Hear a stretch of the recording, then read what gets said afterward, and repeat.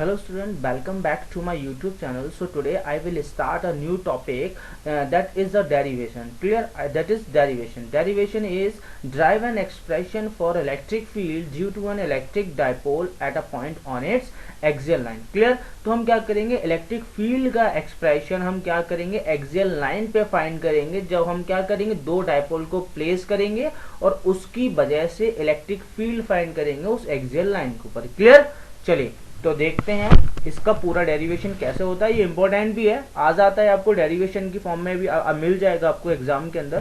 तो चलिए तो देखते हैं हम अपना ये। तो देखिए हमने आपको शायद हमने डिस्कस कर दिया है आपकी ये हेडिंग। चलिए तो इसमें क्या देखिए, अब हमने क्या माना है बेटा, एक डायपोल माना। क्लियर?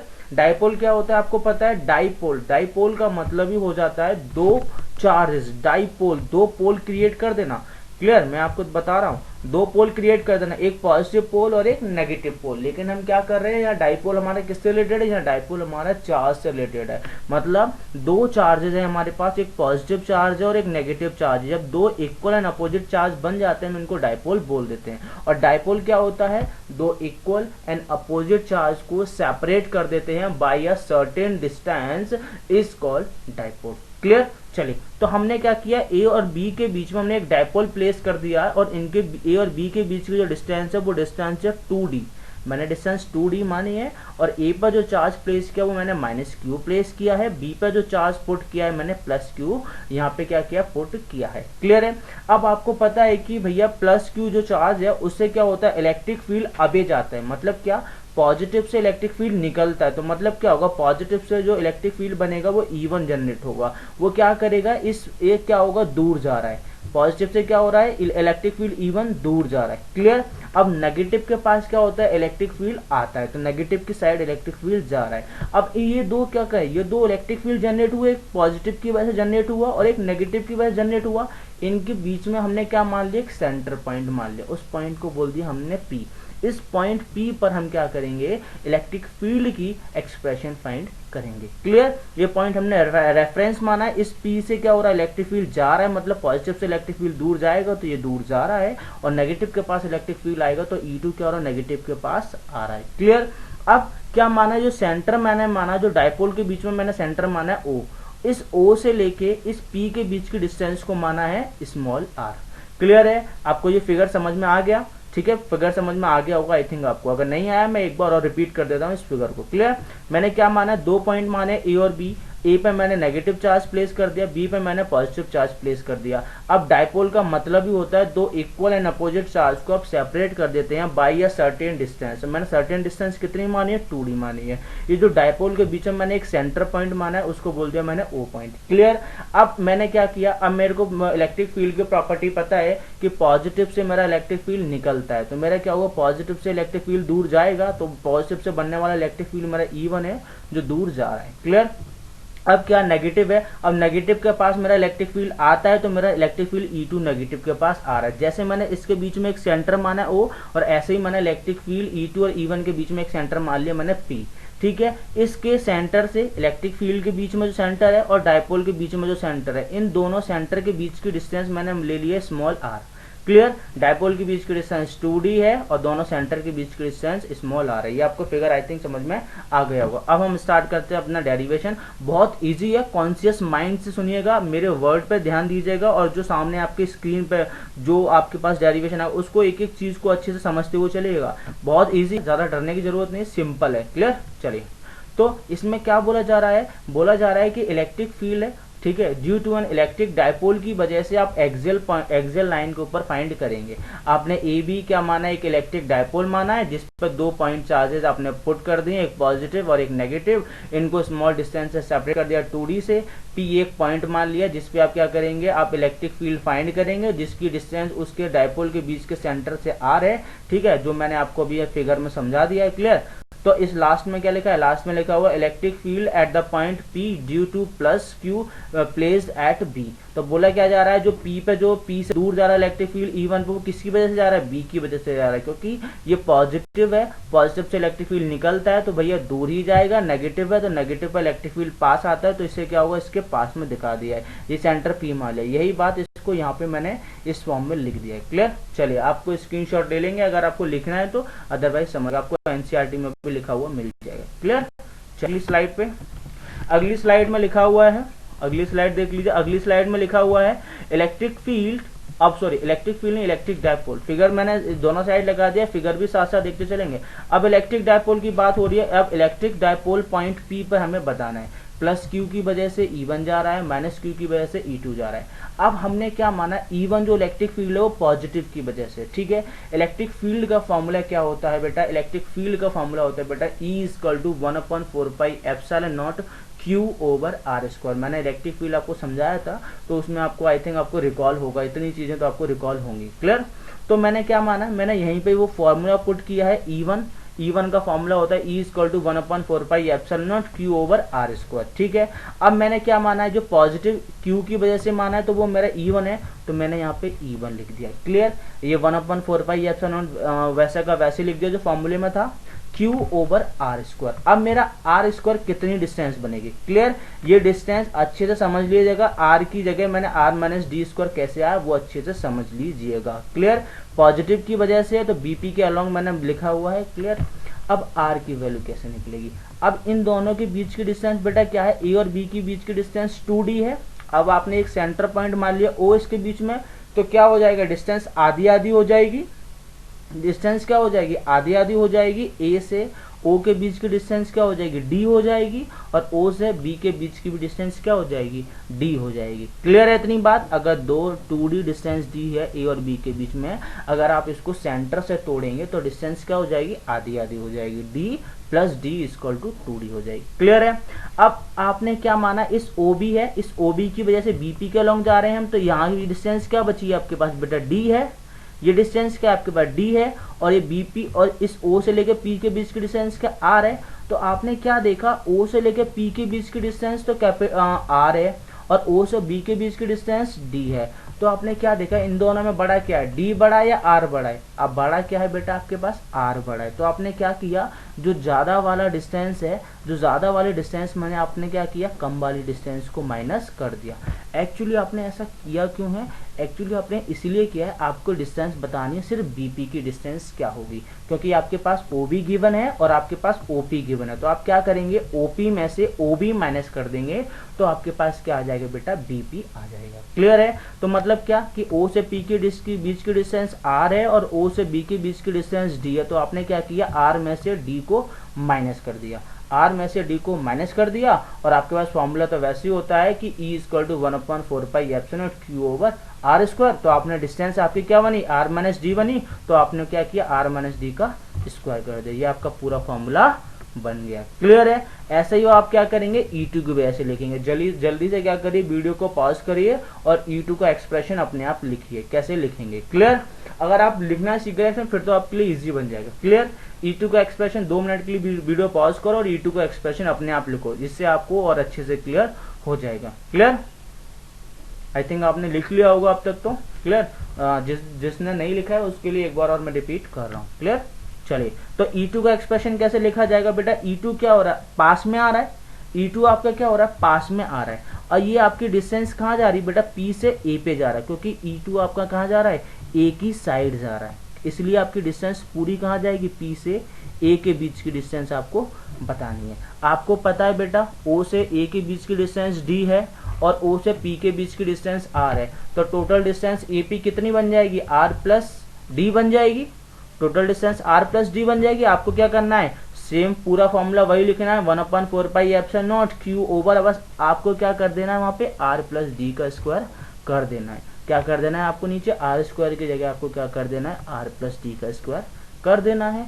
क्लियर, ये आपको PA के अलोंग मिल जाएगा। क्लियर हो गया, आपके पास दोनों एक्सप्रेशन आ गए, E1 आ गया और आपके पास E2 आ गया। क्लियर हो गया। अब आपके पास आपको रिजल्टेंट इलेक्ट्रिक फील्ड बताना है किस डायरेक्शन में जाएगा, रिजल्टेंट इलेक्ट्रिक फील्ड किस डायरेक्शन में जाएगा। ठीक है, आपको रिजल्टेंट इलेक्ट्रिक फील्ड क्या हो जाएगा, आपको क्या कर दीजिए, दोनों इलेक्ट्रिक फील्ड को आप क्या कर दीजिए बेटा, जोड़ दीजिए। E1 आपका पॉजिटिव की वजह से, E2 आपका नेगेटिव की वजह से। दिमाग में कोई भी कंफ्यूजन नहीं रखेंगे, मैंने साफ साफ लिख रखा है ऊपर, क्लियर है ना। अब आप क्या करेंगे, E1 और E2 को आप क्या कर दीजिए, एडअप कर दीजिए। ठीक है, आपने क्या किया, E1 प्लस E2 को आपने एडअप कर दिया। अब आप बोलेंगे सर आपने माइनस E2 क्यों लिखा है? मैंने माइनस E2 इसलिए लिखा है क्योंकि ये चार्ज किसकी वजह से, नेगेटिव की वजह से, क्लियर है ना। ये नेगेटिव की वजह से ना, इसलिए मैंने इसको माइनस लिख दिया है, क्लियर है। क्योंकि ये नेगेटिव इलेक्ट्रिक फील्ड है, ये पॉजिटिव इलेक्ट्रिक फील्ड है, दोनों को आपने क्या किया, प्लस किया, E1 प्लस E2। और E2 आपका नेगेटिव है तो प्लस माइनस क्या हो जाएगा, माइनस हो जाएगा। E1 की वैल्यू पुट कर दीजिए ऊपर से और E2 की वैल्यू यहाँ पे पुट कर दीजिए। और जब आप वैल्यू पुट करेंगे तो आपको क्या कॉमन दिख रहा है, 1/4 पाई एप्सिलॉन, यहाँ भी कॉमन दिख रहा है, 1/4 पाई एप्सिलॉन नॉट यहाँ भी कॉमन दिख रहा है, और क्यू भी कॉमन दिख रहा है, और ये क्यू भी आपको कॉमन दिख रहा है। तो आपने क्या किया, टोटल 1/4 पाई एप्सिलॉन नॉट और क्यू आपने क्या कर लिया, बाहर ले लिया।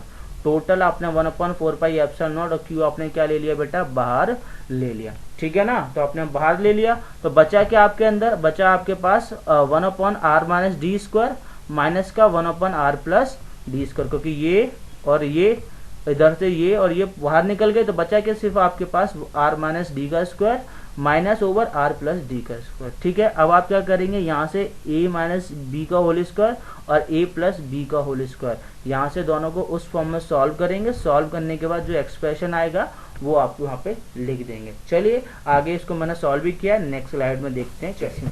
तो नेक्स्ट स्लाइड में लिखा हुआ है, यहाँ पे देख लीजिए, एक मिनट देखिए। अब नेक्स्ट स्लाइड में आपने क्या किया बेटा, जो मैंने वहां से कॉमन लिया था, कॉमन मैंने ये मेरा एक्सप्रेशन आया था q/4 pi epsilon not 1/r minus D square minus का 1/r प्लस डी स्क्वायर।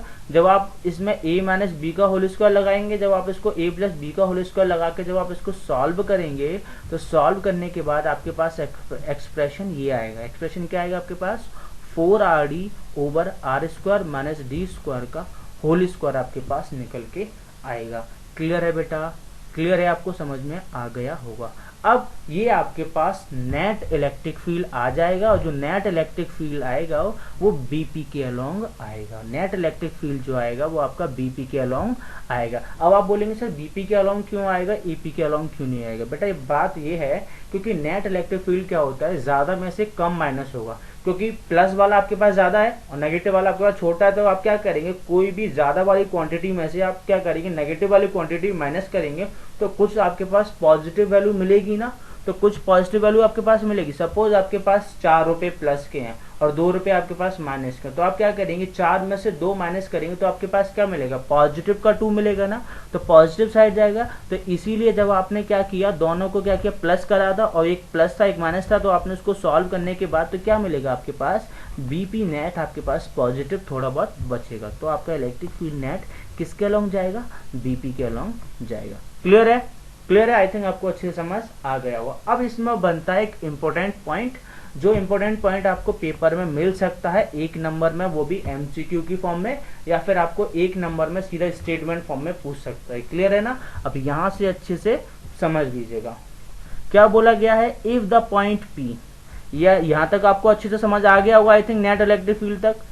अगर नहीं भी आया हो आपको तो क्या करिए, वीडियो को दोबारा से देख लीजिए और अच्छे से समझ में आ जाएगा। अगर फिर भी नहीं आया तो मेरे को नीचे कमेंट कर देंगे, तो मैं आपको वहाँ पे दोबारा से जब नेक्स्ट वीडियो बनाऊंगा तो उसमें आपको अच्छे से क्लियर कर दूंगा। क्लियर, तो चलिए अब इसमें क्या लिखा गया है, अगर पॉइंट पी काफी ज्यादा दूर होता है डायपोल से, अगर पॉइंट पी इस डायपोल से काफी ज्यादा दूर होता, ठीक है, तो काफी ज्यादा दूर होता, तो क्या आपको पता है क्या इस इलेक्ट्रिक फील्ड का इफेक्ट कुछ पड़ता पॉइंट पी पे? नहीं पड़ता। आपने पढ़ा है कि जैसे जैसे इलेक्ट्रिक फील्ड क्या होगा, डिस्टेंस बढ़ती जाएगी तो इलेक्ट्रिक फील्ड क्या होगा आपका, घटता जाएगा। मैंने आपको बताया था कि E is inversely proportional to 1/r square, मैंने आपको एक ग्राफ भी बताया था, वो आपको याद होगा। अगर जिसको याद नहीं है वीडियो देख लेंगे, मेरी प्लेलिस्ट में है, तो वहां से आपको मिल जाएगा। क्लियर, तो क्या होगा, सपोज अब क्या होगा, जैसे जैसे डिस्टेंस बढ़ेगी तो इलेक्ट्रिक फील्ड क्या होगा, घटता जाएगा। जब इलेक्ट्रिक फील्ड घटता जाएगा तो उसका कोई इफेक्ट ही नहीं रहेगा ना। तो यही बात बोली जा रही है, अगर ये पी पॉइंट डायपोल से काफी ज्यादा दूर हो जाएगा, अगर पी पॉइंट डायपोल से काफी ज्यादा दूर हो जाएगा तो डी आपका क्या हो जाएगा, बहुत ज्यादा छोटा हो जाएगा। डी आपका बहुत छोटा हो जाएगा आर से, डी आपका क्या हो जाएगा, बहुत छोटा हो जाएगा आर से। तो डी आपका बच्चा छोटा हो जाएगा आर से, तो मतलब क्या होगा, डी आपका हट जाएगा, है ना। तो आपका डी आपका हट जाएगा ना पूरा, डी छोटा हो रहा है ना, तो डी छोटा होना मतलब अगर आप क्या है, ये आपके पास ज्यादा वैल्यू है, पॉजिटिव वाले में से आप कुछ भी नेगेटिव का माइनस करेंगे तो कुछ तो पॉजिटिव मिलेगा ना। तो मतलब क्या कि डी आपका छोटा हो जाएगा, तो मतलब नेग्लेक्ट हो जाएगा, बहुत छोटा लिख रहा है, डी बहुत छोटा हो जाएगा आर से, तो मैंने क्या किया, डी को नेग्लेक्ट कर दिया। जब डी को नेग्लेक्ट करूंगा तो क्या बचेगा, आर स्क्वायर का स्क्वायर, तो मतलब आर की पावर 4 मिलेगा। ये हो गया ना, आर की पावर 4 मिलेगा बेटा, अंदर वाली बात चल रही है अभी, ये देखेंगे आर की पावर 4 मिलेगा। अब एक आर से एक आर की पावर 4 कट जाएगा, तो आपके पास एक्सप्रेशन क्या मिलेगा, आपके पास एक्सप्रेशन मिलेगा Q over 4 pi epsilon naught 4 D over R Q, आपके पास ये एक्सप्रेशन मिलेगा।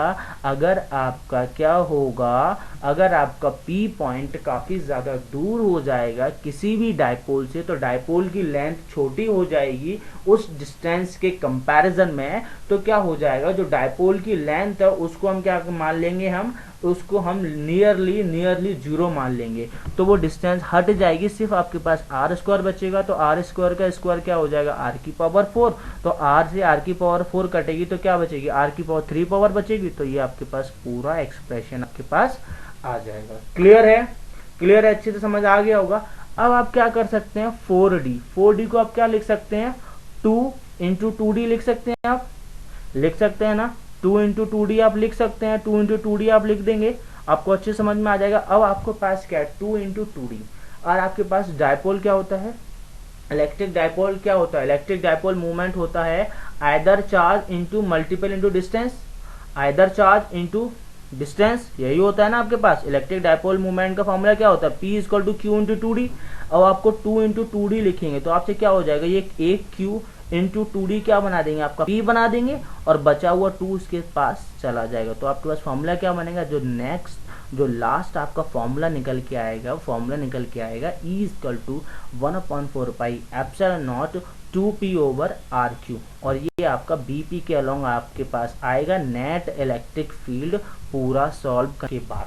ठीक है, तो आपके पास इलेक्ट्रिक फील्ड क्या निकल के आया, ड्यू टू इलेक्ट्रिक डायपोल, जो एक्सियल लाइन पे इलेक्ट्रिक फील्ड डायपोल की वजह से कितना निकल के आया, 1/4 pi epsilon naught 2P over R Q, 2P over R Q आपके पास निकल के आएगा। और जो इलेक्ट्रिक डायपोल किस डायरेक्ट करेगा, डायपोल मूवमेंट की डायरेक्शन में आपका इलेक्ट्रिक फील्ड एक्ट करेगा। क्लियर है, अच्छे से समझ में आ गया होगा। अगर आपको, मुझे लगता है कि आपको अगर किसी भी पॉइंट में कुछ भी प्रॉब्लम हो तो नीचे कमेंट कर देना, मैं आपको वहां पे और अच्छे से क्लियर कर दूंगा। Clear, thank you so much video देखने के लिए। अगर आपको वीडियो अच्छी लगी हो तो भैया लाइक, शेयर और सब्सक्राइब और कमेंट भी कर दीजिएगा एक अच्छा सा। ठीक है, चलिए, थैंक यू सो मच, मिलते हैं अगली वीडियो के अंदर।